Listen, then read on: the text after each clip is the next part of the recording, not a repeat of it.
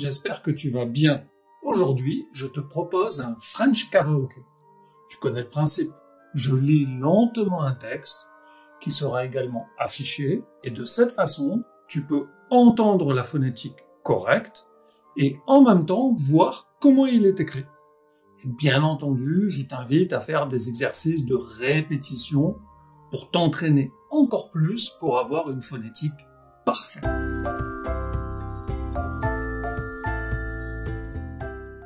Et dans le petit PDF bonus, tu trouveras la transcription avec le texte en entier et tous les mots ou les expressions expliquées.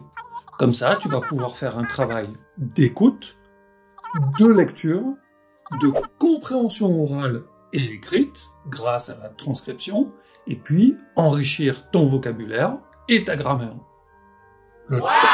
Et évidemment, comme c'est le petit PDF bonus, cela veut dire que c'est gratuit et qu'il y aura même 1 ou 2 exercices avec la correction pour t'entraîner. Le lien est dans la description. Le texte que je vais te lire est un extrait du très célèbre roman d'Alexandre Dumas, Les Trois Mousquetaires.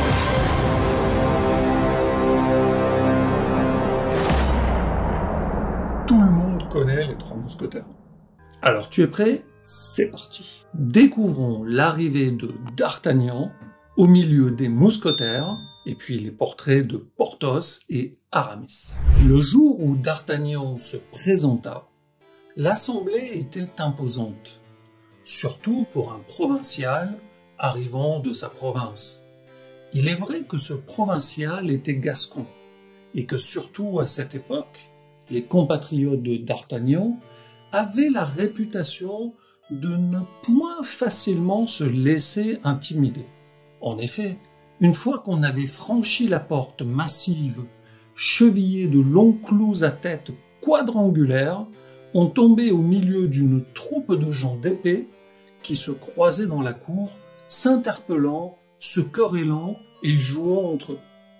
Pour se frayer un passage au milieu de toutes ces vagues tourbillonnantes, il eût fallu être officier, grand seigneur ou jolie femme.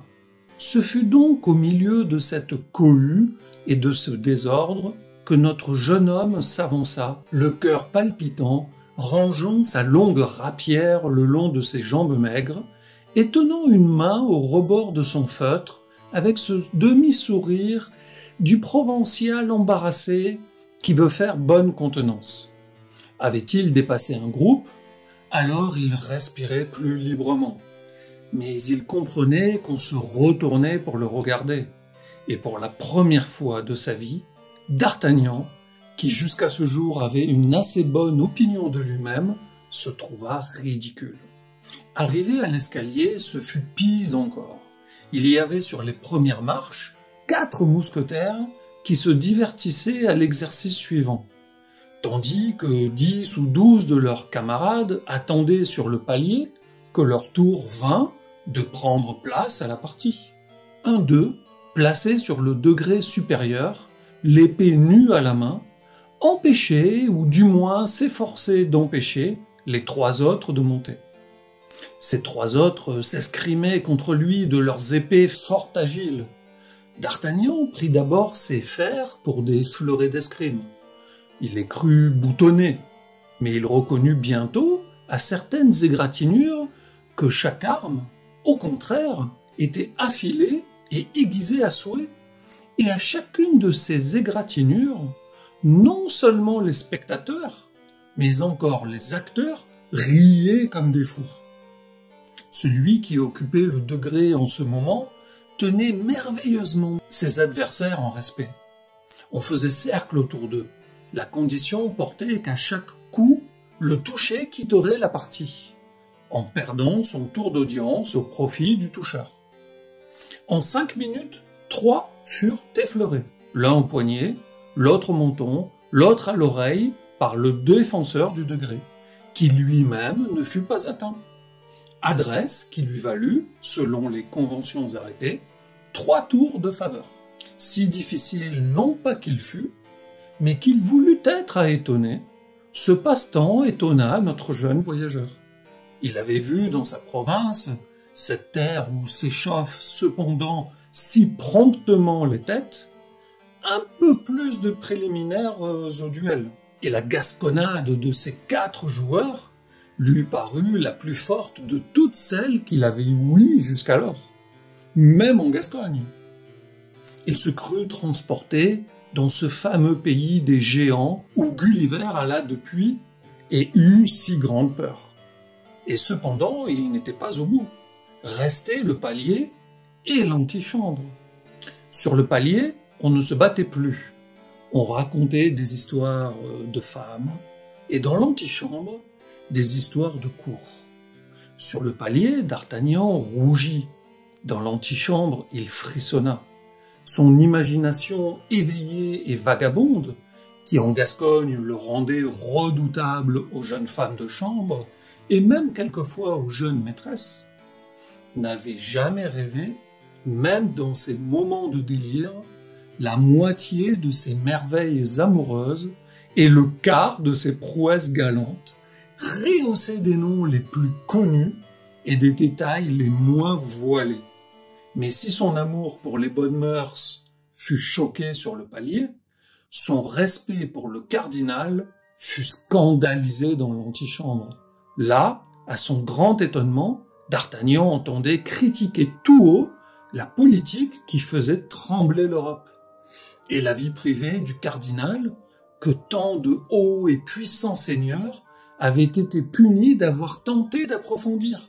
Ce grand homme révéré par Monsieur d'Artagnan père servait de risée aux mousquetaires de Monsieur de Tréville, qui ralliait ses jambes cagneuses et son dos voûté. Quelques-uns chantaient des Noëls sur Madame d'Aiguillon, sa maîtresse, et Madame de Combalet, sa nièce, tandis que les autres liaient des partis contre les pages et les gardes du cardinal-duc, toutes choses qui paraissaient à D'Artagnan de monstrueuses impossibilités. Cependant, quand le nom du roi intervenait parfois tout à coup, à l'improviste, au milieu de tous ces colibés cardinalesques, une espèce de bâillon calfeutrait pour un moment toutes ces bouches moqueuses. On regardait avec hésitation autour de soi, et l'on semblait craindre l'indiscrétion de la cloison du cabinet de Monsieur de Tréville. Mais bientôt une allusion ramenait la conversation sur son éminence, et alors les éclats reprenaient de plus belle, et la lumière n'était ménagée sur aucune de ses actions. Aussi, comme on s'en doute sans que je le dise, D'Artagnan n'osait se livrer à la conversation. Seulement il regardait de tous ses yeux, écoutant de toutes ses oreilles, tendant avidement ses 5 sens pour ne rien perdre. Et malgré sa confiance dans les recommandations paternelles, il se sentait porté par ses goûts et entraîné par ses instincts à louer plutôt qu'à blâmer les choses inouïes qui se passaient là. Cependant, comme il était absolument étranger à la foule des courtisans de Monsieur de Tréville, et que c'était la première fois qu'on l'apercevait en ce lieu, on vint lui demander ce qu'il désirait. À cette demande, D'Artagnan se nomma fort humblement, s'appuya du titre de compatriote, et puis pria le valet de chambre qui était venu lui faire cette question, de demander pour lui à Monsieur de Tréville un moment d'audience. Demande que celui-ci promit d'un ton protecteur de transmettre en temps et lieu. D'Artagnan, un peu revenu de sa surprise première, eut donc le loisir d'étudier un peu les costumes et les physionomies. Au centre du groupe le plus animé était un mousquetaire de grande taille, d'une figure hautaine et d'une bizarrerie de costume qui attirait sur lui l'attention générale. Il ne portait pas, pour le moment, la casaque d'uniforme, qui au reste n'était pas absolument obligatoire dans cette époque de liberté moindre, mais d'indépendance plus grande, mais un juste corps bleu de ciel, tant soit peu fané et râpé, et sur cet habit un baudrier magnifique, en broderie d'or, et qui reluisait comme les écailles dont l'eau se couvre au grand soleil. Un manteau long de velours cramoisi tombait avec grâce sur ses épaules, découvrant par devant seulement le splendide baudrier auquel pendait une gigantesque rapière. Ce mousquetaire venait de descendre de garde à l'instant même, se plaignait d'être enrhumé et toussait de temps en temps avec affectation. Aussi avait-il pris le manteau, à ce qu'il disait autour de lui, et tandis qu'il parlait du haut de sa tête, en frisant dédaigneusement sa moustache, on admirait avec enthousiasme le baudrier brodé et d'Artagnan plus que tout autre. « Que voulez-vous » disait le mousquetaire. « La mode en vient. C'est une folie, je le sais bien, mais c'est la mode. D'ailleurs, il faut bien employer à quelque chose l'argent de sa légitime. »« Ah, Porthos » s'écria un des assistants. « N'essaie pas de nous faire croire que ce baudrier te vient de la générosité paternelle. Il t'aura été donné par la dame voilée avec laquelle je t'ai rencontré l'autre dimanche vers la porte Saint-Honoré. Non, sur mon honneur et foi de gentilhomme, je l'ai acheté moi-même et de mes propres deniers, répondit celui qu'on venait de désigner sous le nom de Porthos. Oui, comme j'ai acheté, moi, dit un autre mousquetaire, cette bourse neuve, avec ce que ma maîtresse avait mis dans la veille. Vrai, dit Porthos, et la preuve, c'est que je l'ai payé 12 pistoles. L'admiration redoubla, quoique le doute continua d'exister. N'est-ce pas, Aramis? Dit Porthos, se tournant vers un autre mousquetaire. Cet autre mousquetaire formait un contraste parfait avec celui qui l'interrogeait et qui venait de le désigner sous le nom d'Aramis. C'était un jeune homme de 22 à 23 ans à peine, à la figure naïve et doucereuse, à l'œil noir et doux et aux joues roses et veloutées comme une pêche en automne. Sa moustache fine dessinait sur sa lèvre supérieure une ligne d'une rectitude parfaite. Ses mains semblaient craindre de s'abaisser, de peur que leurs veines ne se gonflassent, et de temps en temps, il se pinçait le bout des oreilles pour les maintenir d'un incarnat tendre et transparent. D'habitude, il parlait peu et lentement, saluait beaucoup, riait sans bruit en montrant ses dents, qu'il avait belles, et dont, comme du reste de sa personne, il semblait prendre le plus grand soin. Il répondit par un signe de tête affirmatif à l'interpellation de son ami. Cette affirmation parut avoir fixé tous les doutes à l'endroit du baudrier. On continua donc de l'admirer, mais on n'en parla plus.